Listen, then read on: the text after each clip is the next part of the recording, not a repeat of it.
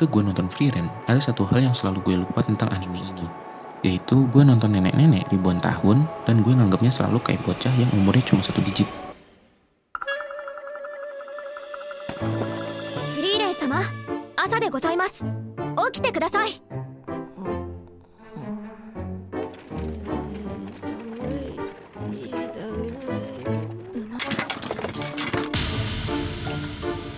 服だけ溶かす薬。男ってのはね、こういうの渡しておけば喜ぶんだよって先生が言ってた。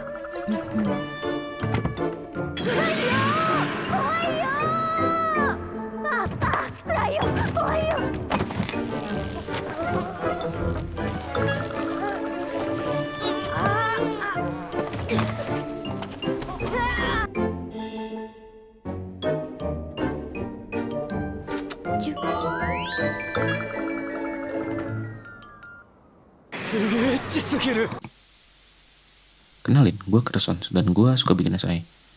Selamat datang di series Menunggu Frieren Season 2. Hari ini, kita akan bahas tentang mengapa Frieren terkadang bersikap seperti layaknya seorang bocah. Gue udah buat 3 video tentang Frieren dan gue masih aja tertarik dengan anime ini. Emang gak bisa dipungkiri bahwa animenya emang sememikat itu buat orang-orang kayak gue. Makanya gue buat video ini lagi. Oke, balik ke topik utama. Kok bisa Frieren kadang berperilaku seperti bocah? Kita sering lihat ini di sepanjang animenya. Dari Frieren yang sering telat bangun tidur, bingung memilih kado apa untuk Fern, bahkan sampai membeli potion yang aneh untuk kado Stark. Yang harus kita ingat adalah Frieren itu berumur ribuan tahun, yang melewati banyak hal yang mungkin tidak pernah terpikirkan oleh kita pernah terjadi di animenya. Dan seharusnya dia mengalami pendewasaan yang sebanding dengan umurnya kan. Gue awalnya mikir gitu. Tetapi mengapa di episode-episode tertentu dia terlihat seperti bocil yang gak mau pulang dari rumah temannya? Gue penasaran, makanya gue cari tahu lebih lanjut.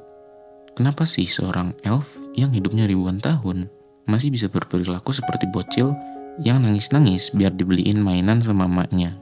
Sebelum gue cari tahu lebih lanjut, gue sempat mikir bahwa Frieren bisa berperilaku seperti itu. Ya karena cara dia hidup di awal 1000 tahun hidupnya. Sebelum bertemu dengan rekan-rekannya seperti Himmel, Aether, Aizen, dan kawan-kawannya. Kita tahu bahwa sebelum dia bertemu Himmel, dia hidup sendirian selama ribuan tahun lamanya.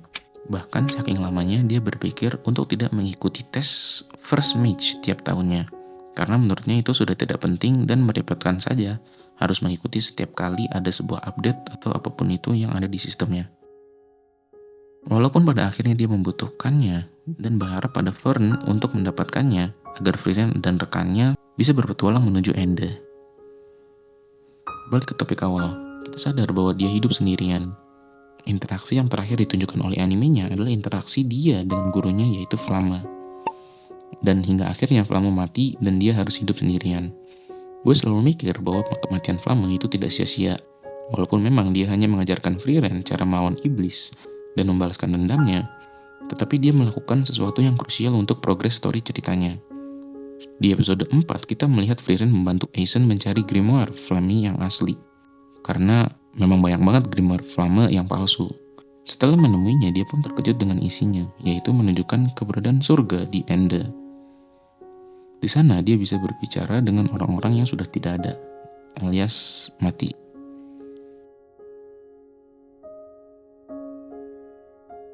Dia memiliki pemikiran bahwa Flamme memikirkan untuk menanam pohon tersebut dengan anggapan bahwa Frieren akan datang ke pohon tersebut. Mungkin dia merasa bahwa Flamme sangatlah cerdas, tetapi menurut gue, itu hal yang paling simpel yang bisa Flamme pikirkan. Oh iya, sebelum itu gue harus kasih respect kepada Aether dan Aizen. Karena menurut gue, mereka wingman terbaik Frieren. Mereka tahu bahwa Frieren membutuhkan grimoire Flamme itu, sehingga mereka hampir menghabiskan sisa waktu hidupnya memperkirakan lokasi grimoire itu. Lanjut bahas Flamme. Selama Flamme hidup bersama Frieren, dia menghabiskan waktunya untuk mengajari Frieren untuk melawan iblis, dan sama sekali tidak mengajarkannya untuk berkoneksi dengan manusia. Mungkin itu pilihan yang tepat, karena di kemudian hari ilmu sihir yang diajarkannya kepada Frieren membuahkan hasil, yaitu Raja Iblis bisa dikalahkan oleh party Frieren itu sendiri. Tetapi Flamme sadar di akhir hidupnya bahwa dia hanya mengajarkannya cara untuk membunuh iblis, Koneksi Frieren dengan Flamme hanya sebatas guru dan murid, tidak lebih dan tidak kurang.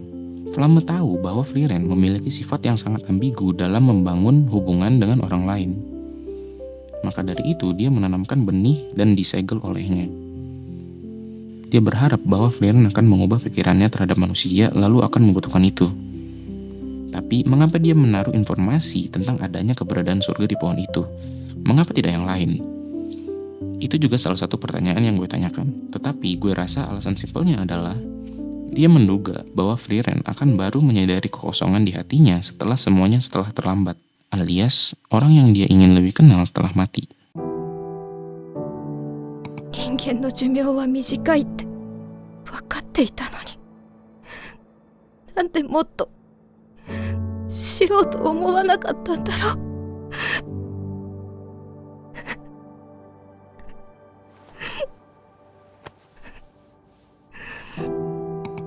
頭撫でんなよ。 Oke, cukup tentang kisah Flamme dan Frieren. Kita bisa menduga Frieren melanjutkan hidupnya sendirian setelah kematian Flamme, dan kemungkinan masih memilih tidak berkoneksi dengan individu lain. Kita bisa melihat mindset ini di klip ini. 弟子を取ったりはしないのか。旅は話し相手がいた方がいい。時間の無駄だからね。いろいろ教えてもすぐ死んじゃうでしょ。 Tetapi ketika bertemu Himmel, semuanya mulai berubah. Himmel adalah salah satu bukti bahwa pengaruh seseorang bisa mengubah diri kita hampir 180 derajat. Satu hal yang gue tekanin adalah koneksi Himmel dengan Frieren.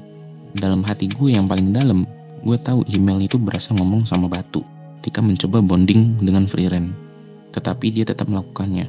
Mungkin karena kejadiannya di masa kecil ketika tersesat, lalu bertemu Frieren. Tetapi ini yang menjadi poin penting perkembangan karakter Frieren. Kita tahu bahwa satu-satunya orang yang menaruh banyak perhatian kepada Frieren adalah Himmel. Himmel percaya bahwa Frieren bisa memiliki perasaan emosional dengan sekitarnya. Himmel sangat berkesan di ingatan Frieren. Walaupun Aizen dan Heiter ikutan berpetualang bersama mereka, tetapi Himmel yang bisa membuatnya berubah. Mungkin ini yang dipikirkan oleh Flamme. Dia mungkin berpikir bahwa Frieren akan selalu telat menyadari suatu hal.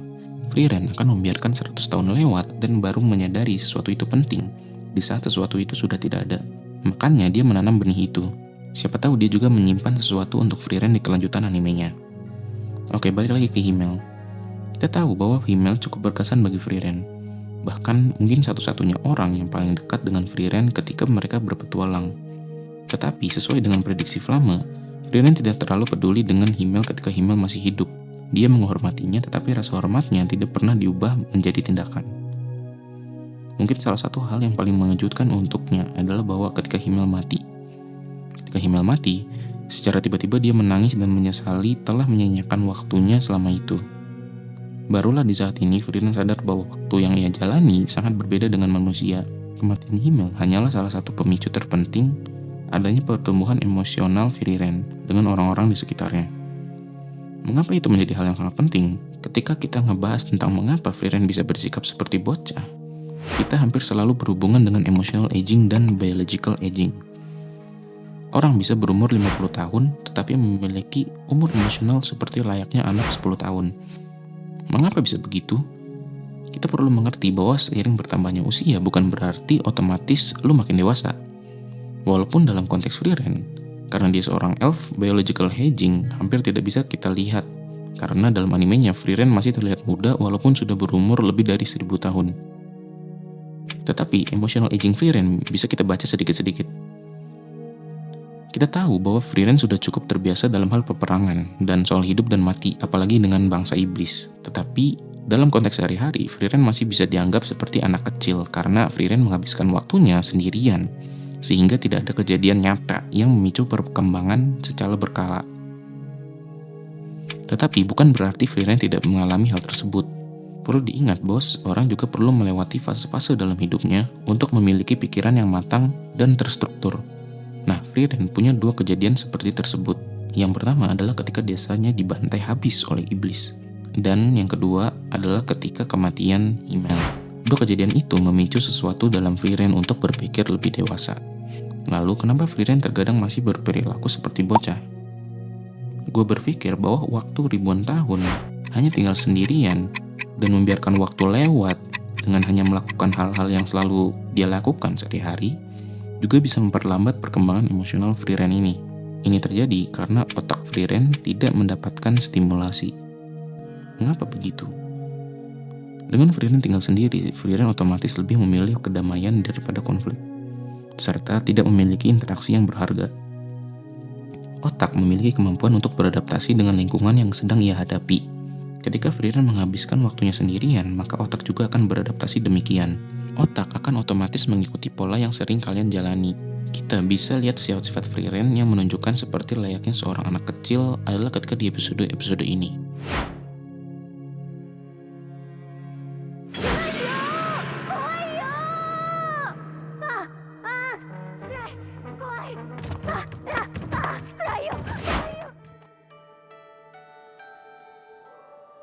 Iniは興味深い。高速魔法が通用しませんね。いい匂い。普通は大きな魔力差がなければ通用するはずなのですが。ロビン。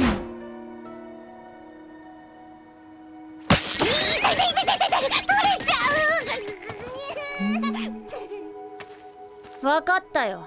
やってやろうじゃねえか。俺たちも踊るか？ケーキ食べる。そう。Gue tahu hal-hal tersebut itu hanya terjadi di beberapa momen saja. Frieren tidak sepenuhnya berperilaku seperti anak kecil. Frieren tentu lebih sering untuk berperilaku seperti layaknya orang dewasa, yang tahu mana yang benar dan yang salah. Walaupun memang sisi anak kecilnya memang sangat menghibur bagi gue sebagai penonton, kesannya itu menambah efek yang nyantai di episode-episodenya. Gue sadar bahwa Frieren berperilaku seperti tadi karena ada beberapa hal yang bisa melengahkan sifat dewasanya. Yang pertama adalah ketika dia sedang bersama dengan orang-orang yang dia percayai. Seringkali ketika kita percaya dan nyaman dengan seseorang, pasti kita akan melengahkan diri kita terhadap orang tersebut karena otak kita menganggap orang tersebut tidak berbahaya sehingga tidak perlu berjaga-jaga. Kita bisa ambil contoh Fern sebagai perbandingan dengan Frieren. Fern merupakan contoh yang cukup kontras dengan Frieren. Fern harus melewati kematian orang tuanya di usia yang sangat muda. Sampai-sampai dia sempat kepikiran untuk membunuh dirinya sendiri tetapi diselamatkan oleh Heather. Dia menginginkan untuk bunuh diri ketika di berumur sekitar 7-8 tahun. Itu usia yang sangat muda. Saking beratnya beban hidupnya, dia memikirkan hal tersebut. Dia berpikir untuk mengikuti jejak orang tuanya dan mengakhiri hidupnya dengan cepat. Akan tetapi Heather menyelamatkan nyawanya dengan memberikan makna lebih pada hidupnya. Akhirnya dia berjanji untuk memanfaatkan hidupnya sebagai bentuk terima kasih kepada orang tuanya. Dia memilih untuk memanfaatkan pengalaman-pengalaman bersama orang tuanya yang ada di masa lalu untuk kehidupan yang ia akan jalani. Tetapi mengapa Fern bisa mengambil keputusan secepat itu? Ada beberapa alasan yang gue temuin di internet. Ada istilah yang namanya post-traumatic growth. Simpelnya seseorang tumbuh secara emosional ke arah yang positif. Alias pengalaman buruk membuatmu kuat. Kalau di contoh Fern tadi, Fern mengalami trauma besar yang sulit untuk dilupakan. Akan tetapi hampir mustahil buat Fern untuk memproses kejadian itu semua dengan dirinya sendiri. Disinilah pentingnya peran Heather. Heather di sini berperan sebagai attachment figure. Ingat bahwa Fern itu masih anak-anak.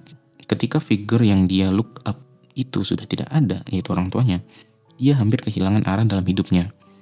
Untungnya Heather datang. Heather bisa mengisi lubang yang kosong pada hatinya dengan memberi hidupnya makna, sehingga Fern bisa mengovercome kekosongannya.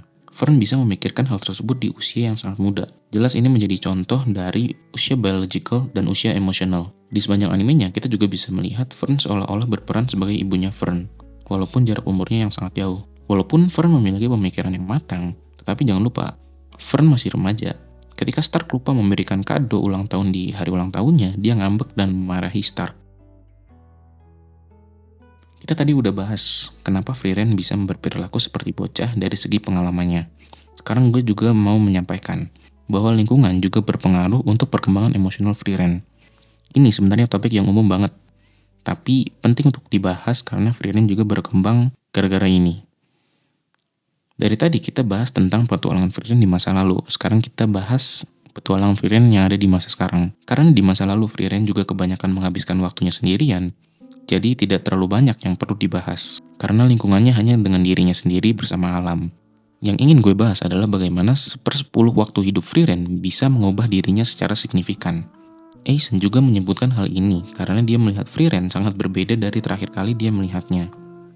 Saat Frieren berkunjung ke rumah Eisen melihat dia membawa Fern dan ia pun terkejut.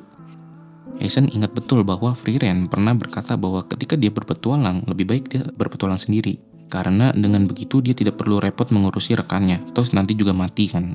Tetapi, sekarang dia membawa Fern bersamanya. Bukankah itu suatu kemajuan yang perlu diapresiasi?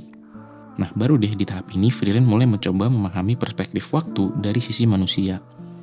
Sering terjadi perdebatan di antara keduanya ketika berpetualang. Tetapi itulah yang membuat Frieren tumbuh secara emosional. Terdapat stimulasi pada otak untuk bertumbuh. Karena sehari-hari dia selalu bersama Fern. Maka interaksi pun sering terjadi. Fern mulai memahami Frieren dan Frieren mulai memahami Fern, walaupun masih sedikit-sedikit. Baru deh mereka menemui informasi surga di Ende, lalu menjadikan itu sebagai tujuan utama. Dari situ Frieren semakin sering berinteraksi dengan manusia, sehingga semakin berubah pribadinya. Lalu apa bedanya dengan petualangan dia sebelumnya? Bukankah sama juga? Tentu beda. Di petualangan pertama, dia tidak tahu konteks koneksi sama sekali. Sehingga menjadikan petualangan pertama hanya sebagai memori saja. Di petualangan sebelumnya yang bersama Himmel, Eisen, dan Heather, Frieren tidak tahu makna interaksi sesungguhnya. Dia belum pernah merasakan itu. Petualangan tersebut baru pertama kali dirasakan olehnya. Tetapi ketika dia berpetualang kedua kalinya bersama Fern dan Stark, dia telah melewati banyak hal. Dari kematian Himmel hingga makna koneksi dengan manusia. Dia mulai menyadari betapa pentingnya waktu yang kita luangkan untuk hal yang penting baginya. Di petualangan kedua, dia mulai sadar hal-hal yang dia tidak pedulikan ketika berpetualang bersama Himmel, Eisen, dan Heather. Jadi, bisa dibilang sekarang dia tahu apa artinya kehilangan, koneksi, dan waktu. Jadi, kalau kita mau terapin pelajaran Frieren di kehidupan kita, maka kita harus tahu dulu pentingnya waktu untuk kehidupan kita. Dengan begitu, kita bisa mengalokasikan waktu kita ke tempat-tempat yang kita inginkan. Penting juga untuk kita mengetahui mana lingkungan yang sehat untuk tumbuh dan tidak. Ya, pintar-pintar aja carinya gimana. Setiap manusia pasti punya kok sense of danger-nya. Karena nenek moyang kita udah ribuan tahun kabur-kaburan demi keselamatannya. Sehingga muncullah manusia yang sekarang. Terus, tumbuh dewasa bukan berarti lo harus selalu hidup dalam jerit payah memenuhi kebutuhan. Ada anak kecil di dalam diri lu yang juga butuh perhatian lebih dari lu. Di zaman media sosial sekarang, mungkin sulit sekali untuk mencapai kehidupan yang ideal. Kalau pembandingnya adalah orang-orang yang sudah muda dari lahir. Tapi ingat, semua keputusan lu di hidup ini akan membawa lu ke jalan yang akan dituju. Jadi, kalau lu masih ngabisin 8 jam scrolling, ya akan dibawa kemana, gue gak tahu dah. Udah segitu aja dulu.